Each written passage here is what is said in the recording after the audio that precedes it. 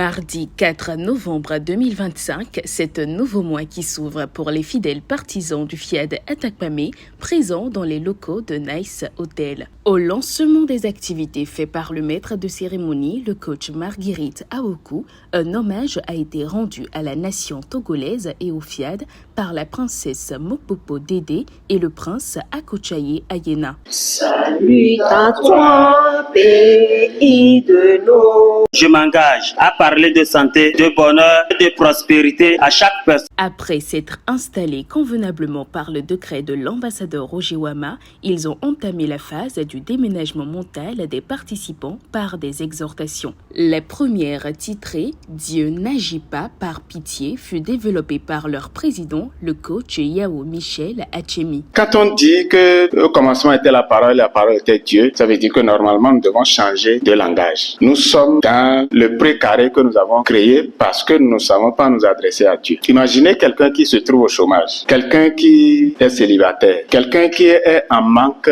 d'argent et qui passe tout son temps à citer à Dieu tout ce qui concerne sa préoccupation du moment. Que voulez-vous que Dieu lui fasse? Dieu ne pourra rien faire pour cette personne-là. Donc nous devons utiliser la parole dont nous sommes dotés, d'où les paroles puissantes et transformatrices. Nous devons changer notre manière de prier. La deuxième intervention portant sur le thème « La Google Attitude » a été prise en main par le coach Ediaba Noël Ohini, opérateur économique. L'attitude Google, c'est l'audace, la créativité et l'innovation. C'est prendre des risques, apprendre de ses erreurs, être audacieux. N'ayons pas peur de l'échec, car c'est ainsi que nous apprenons. Grâce à la culture du Google Attitude, j'apprends toujours par le questionnement et l'ouverture d'esprit. Alors, adoptons l'attitude Google pour se vendre cher sur le marché, sur le plan national que sur le plan international. Pour l'exhortation numéro 3, il a été question d'instruire les participants sur le thème « Mieux vaut être non accompagné que mal accompagné ». Un développement assuré par le coach Yaovi Denise Amegbenoui,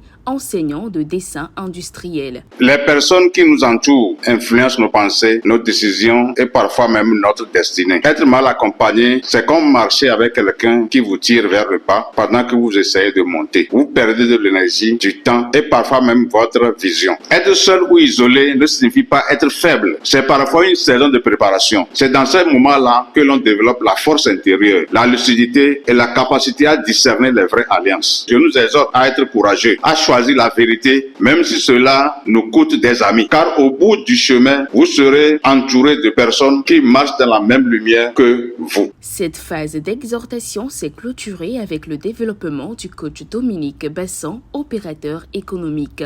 Écoutons. Quand Dieu ferme une porte, ce n'est pas de te priver, mais pour te protéger et te préparer à mieux. Prenons l'exemple de Walt Disney, un homme inspiré. Avant de fonder son empire, il a été licencié d'un journal parce qu'on le trouvait sans imagination. Plusieurs de ses projets ont échoué. Il a fait faillite plus qu'une fois. Chaque fois qu'une porte se fermait, il en créait une nouvelle. Disney a construit le Disneyland, un rêve que personne ne croyait possible. Aujourd'hui, son nom est synonyme de magie, de vision et de persévérance. Une porte fermée ne signifie pas que ton histoire est finie. C'est souvent le signe que Dieu t'invite à élever ton regard. Cette belle soirée s'est conclue avec une série de programmations animées par le coach Jude Adoteviakwe, deuxième vice-président FIAD Atakpamé, laissant chacun revigoré comme jamais. Je renonce à ma nature humaine à cette conscience charnelle. Je renonce à ma nature humaine à cette conscience charnelle.